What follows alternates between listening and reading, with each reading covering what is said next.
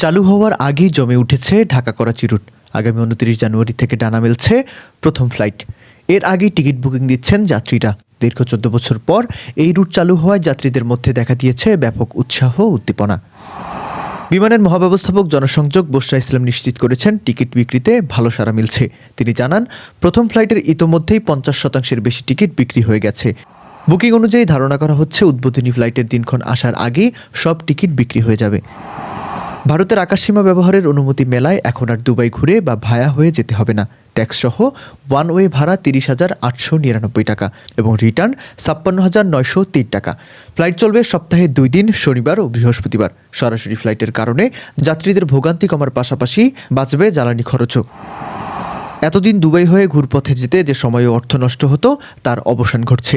এই সরাসরি ফ্লাইট শুধু যাত্রী পরিবহন নয়, বরং বাংলাদেশ ও পাকিস্তানের মধ্যে শিক্ষা, বাণিজ্য এবং চিকিৎসার রুদ্ধদ্বার খুলে দিবে। বিশাল এক অর্থনীতির হাতছানি এখন এই রুটে।